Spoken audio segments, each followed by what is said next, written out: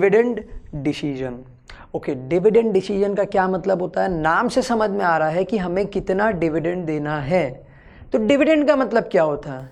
भाई हमको मतलब ही नहीं पता, जो देना है दे दो, ऐसा थोड़ी होता है। पहले मतलब जान लेते हैं। Dividend is that portion of the after tax profit which is distributed to the shareholders. मतलब हमारा जो प्रॉफिट हुआ है उसमें से कितना प्रॉफिट हमें शेयर होल्डर्स में डिस्ट्रीब्यूट करना है, इसको हम डिविडेंड कहते हैं। लेट्स से हमारा प्रॉफिट था 1000 रुपीज़ और हमने डिसाइड किया कि हमें 300 रुपीज़ शेयर होल्डर्स में डिस्ट्रीब्यूट करने हैं, तो वो 300 रुपीज़ क्या हो गए?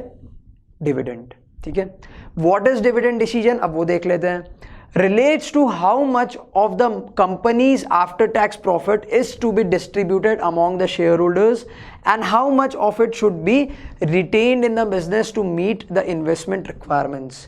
बेसिकली अगर हमने कुछ पैसे कमाए हैं, अब आप ध्यान से समझना, एक क्वेश्चन मन में ये आता है कि पूरा का पूरा पैसा शेयर होल्डर्स को क्यों नहीं देते हैं? नहीं दे सकते हैं। क्यों नहीं दे सकते हैं बताता हूं अभी। देखो, डिविडेंडेशन का क्या मतलब हुआ? कितना पैसा रिटेन करना है और कितना पैसा हमें डिविडेंड के जैसे डिस्ट्रीब्यूट कर देना है। अब मेरे वाले क्वेश्चन पे आते हैं कि क्यों पूरा पैसा हम लोग डिस्ट्रीब्यूट नहीं कर सकते? अगर आपने पूरा पैसा डिस्ट्रीब्यूट कर दिया तो इन्वेस्टमेंट कैसे करोगे? जो हमने फर्स्ट डिसीजन पढ़ा था, investment decision, allocating the money into fix term and the long term and the short term assets, तो वो आप इन्वेस्टमेंट करोगे कैसे अगर पूरा पैसा बांट दोगे? तो कंपनी को ग्रो कैसे करोगे? कंपनी के एक्सपेंसेस कैसे मीट करोगे? नहीं कर सकते ना। तो बेसिकली डिविडेंड डिसीजन का क्या मतलब होता है कि पूरे प्रॉफिट में से, आफ्टर टैक्स प्रॉफिट, याद रखना, आफ्टर टैक्स प्रॉफिट में से कितना पैसा हमें रिटेन करना है और कितना पैसा हमें डिविडेंड के जैसे डिस्ट्रीब्यूट कर देना है, ये हम लोग डिविडेंड डिसीजन में पढ़ते हैं। The decision regarding the dividend should be taken keeping in mind the objective of maximising the shareholders profit या फिर wealth. So basically dividend decision हम जब भी लेंगे हमें ये चीज भूलनी नहीं है कि हमारा मेन ऑब्जेक्टिव, फाइनेंशियल मैनेजमेंट का main objective is maximising the shareholders wealth. तो जब भी हम डिविडेंड डिसीजन लेंगे ये चीज हमें ध्यान में रखनी है कि कहीं हम शेयर होल्डर की वेल्थ तो डिक्रीज नहीं कर रहे हैं ना। तो this is also what you have to keep in mind. अब देख लेते हैं what are the factors that determine the dividend decision, कि डिविडेंड डिसीजन को कौन से फैक्टर्स डिटरमाइन करते हैं या रूल करते हैं या चेंज करते हैं, अफेक्ट करते हैं। First is amount of earning.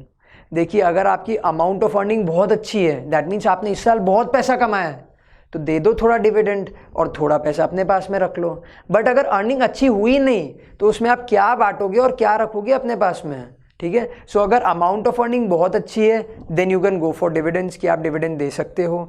अगर आपकी अमाउंट ऑफ अर्निंग कम है तो प्रोबेबली शायद इस साल आप डिविडेंड नहीं दे पाओगे।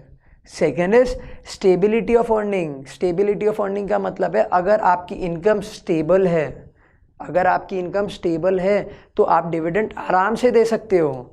क्यों दे सकते हो? बिकॉज यू नो कि नेक्स्ट ईयर इतना प्रॉफिट होगा, नेक्स्ट मंथ भी इतना प्रॉफिट होगा, उसमें से रिटेन हम कर सकते हैं।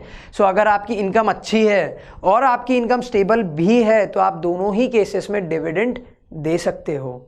Third is stability of dividends. देखो, सेकेंड पॉइंट थर्ड पॉइंट में डिफरेंस है, stability of earning, stability of dividends.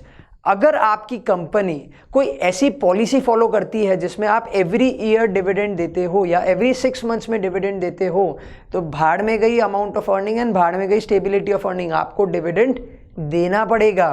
क्यों? क्योंकि आपकी कंपनी वो पॉलिसी फॉलो करती है। तो स्टेबिलिटी ऑफ डिविडेंड का क्या मतलब हुआ? If the company follows a policy of declaring dividends then the company will have to declare the dividend even at this point of the time. Next is growth opportunity. देखो, अगर आपके पास में कोई बहुत अच्छी ग्रोथ अपॉर्चुनिटी है, company के पास में अपने राइवल को टेक ओवर करने का मौका है, तो ऐसे केस में कंपनी क्या करेगी? अपने पैसे अपने पास में रखेगी, डिविडेंड नहीं देगी और उस पैसे को यूज करेगी वो ग्रोथ अपॉर्चुनिटी को कैप्चर करने में, है ना। तो ग्रोथ अपॉर्चुनिटी अगर सामने है कंपनी के पास में कोई, तो कंपनी रिटेन्ड अर्निंग ज़्यादा प्रेफर करती है as compare to the dividends. Next is cash flow position. अगर आपकी कैश फ्लो पोजीशन अच्छी है तो आप डिविडेंड दे दो, ठीक है। बट अगर कैश फ्लो पोजीशन अच्छी नहीं है, दैट मीन्स इनफ्लो नहीं है लेकिन आउटफ्लो आने वाला है, एक्सपेंसेस आने वाले हैं, इनफ्लो नहीं है आपके पास में, तो आपको मनी रिटेन करना पड़ेगा, क्यों? क्योंकि वो आउटफ्लो वाले जो एक्सपेंसेस हैं उनको भी मीट करना है। तो ऐसे केस में हम लोग डिविडेंड नहीं देंगे, और अगर देंगे तो बहुत कम देंगे। हम क्या कोशिश करेंगे, मैक्सिमम प्रॉफिट हम within the business retain कर सकें। Next is share holders preference. Okay, now what is share holders preference? अगर आप शेयर होल्डर्स को पूछते हो कि क्या हमें डिविडेंड देना चाहिए या क्या हमें रिटेन अर्निंग रखनी चाहिए, तो अगर शेयर होल्डर आपको बोलते हैं कि नहीं डिविडेंड दो, तो आपको डिविडेंड देना पड़ेगा। That means basically see share holders are the owners of the company, तो उनका प्रेफरेंस भी बहुत मैटर करता है। और आपके मन में अब ये क्वेश्चन आ रहा होगा कि अगर आप शेयर होल्डर्स को पूछोगे तो वो तो हमेशा यही बोलेंगे कि डिविडेंड दो। नहीं, ऐसा ज़रूरी नहीं है। अगर कोई बहुत अच्छी ग्रोथ अपॉर्चुनिटी है सामने, तो वो लोग क्या करेंगे, शायद वो लोग भी समझेंगे और वो भी कंपनी को ये बोलेंगे कि नहीं, you keep the retained earnings. And the next is taxation policy. Taxation policy देखिए, करेंटली जो हमारा टैक्सेशन लॉ है उसके हिसाब से एक शेयर होल्डर को जो डिविडेंड मिलता है, मैं बात कर रहा हूँ शेयर होल्डर की, कंपनी की बात नहीं कर रहा। शेयर होल्डर को जो डिविडेंड मिलता है वो टैक्स फ्री होता है। दैट मीन्स उस पर कोई भी टैक्स इम्पोज नहीं होता है।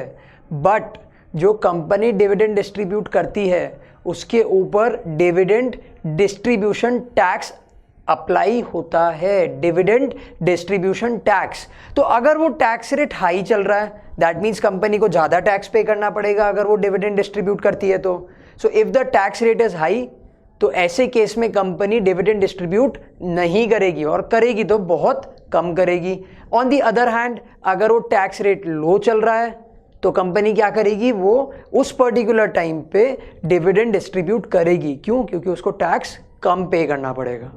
Next is stock market reaction. देखो, अगर कंपनी अच्छे से डिविडेंड डिस्ट्रीब्यूट करती है, दैट मीन्स बड़ा डिविडेंड अगर वो डिक्लेयर करती है, तो ऐसे केस में कंपनी का जो शेयर का प्राइस होता है स्टॉक मार्केट पे वो इंक्रीज होता है, वो बहुत अच्छे से इंक्रीज होता है। तो कोई भी मैनेजमेंट इस पर्टिकुलर रिएक्शन, देखिए स्टॉक मार्केट पे रिएक्शन हुआ है, कोई क्या हुआ, डिविडेंड डिस्ट्रीब्यूट किया तो शेयर ऊपर गया, प्राइस ऊपर गया, डिविडेंड डिस्ट्रीब्यूट नहीं किया तो प्राइस कम हो गया। तो कोई भी कंपनी का मैनेजमेंट स्टॉक मार्केट रिएक्शन को भी ध्यान में रखता है before taking the dividend decision. Next is access to capital market. That means company कितना इजीली स्टॉक मार्केट को अप्रोच कर सकती है, कितना बड़ा मार्केट है, कितना इजीली वो एक्सेस कर सकती है। देखो, अगर कंपनी बहुत इजीली स्टॉक मार्केट को एक्सेस कर सकती है, कैपिटल मार्केट को एक्सेस कर सकती है, तो कंपनी को मनी के लिए सोचने की जरूरत नहीं पड़ेगी। जब भी मनी चाहिए, raise it from the capital market.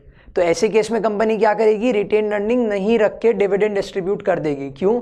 Retain earning क्यों रखा जाता है? सो दैट हमको ज़रूरत के टाइम पे पैसे मिल जाएं। वो तो आपको मिल ही रहे हैं, कहाँ से मिल रहे हैं, कैपिटल मार्केट से मिल रहे हैं। तो ऐसे केस में कंपनी रिटेन अर्निंग नहीं रखती है और डिविडेंड डिस्ट्रीब्यूट कर देती है। Last is legal constraints. बहुत सारे अलग अलग लीगल लॉज होते हैं, जैसे कंपनीज एक्ट, सेबी एक्ट। तो उन सब के हिसाब से कंपनी को डिविडेंड के कुछ लॉज फॉलो करने पड़ते हैं। तो वो चीज़ें भी कंपनी माइंड में रखती है while taking the dividend decision. So इस पार्ट ऑफ द वीडियो में हमने तीनों फाइनेंशियल डिसीजंस देख लिए, investment decision, financing decision and also the dividend decision. Now let's go to the next part of the chapter.